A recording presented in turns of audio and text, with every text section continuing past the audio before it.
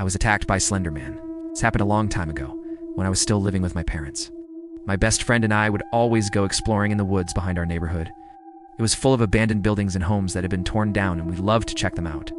We would walk around with flashlights and just look for anything interesting. Sometimes we'd find old tools or furniture that people had just left behind, stuff like that. But most of the time we didn't find anything. It was always just us, and we never told our parents where we were going because we knew they wouldn't allow us to do it. And it wasn't just because it was dangerous, but mainly because we weren't allowed to go into the woods at all. I don't know why, but my parents were extremely overprotective about that area, and I was never allowed to go there. For some reason, they said it was too dangerous and that we could get lost or something. But I think they were hiding something. Anyways, one night we were walking back home from one of these abandoned buildings, and it was really late. My flashlight was starting to die, and the batteries were getting low. So we decided to cut through the woods instead of sticking to the road. We were walking in complete darkness now, and suddenly my friend stopped. He said he needed to use the bathroom, and I told him to hurry up. That's when I started hearing what sounded like screams in the forest. Obviously, I freaked out and started running.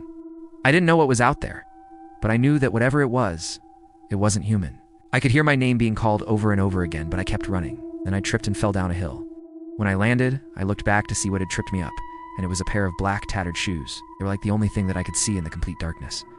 I don't remember much after that. I don't know if I fainted or what, but the next thing I remember is waking up in my bed with my mom sitting next to me. She started crying and told me that she'd been searching for me everywhere.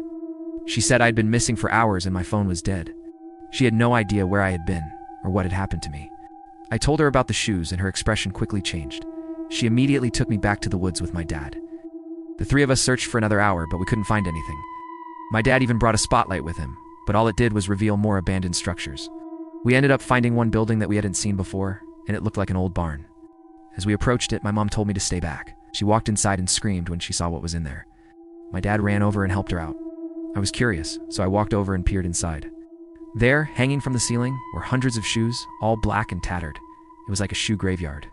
My mom immediately told us we needed to leave, and we never spoke about it again.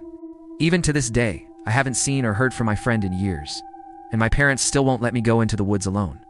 I honestly think that my parents knew what was out there all along, and they were protecting me. Subscribe to join the investigation.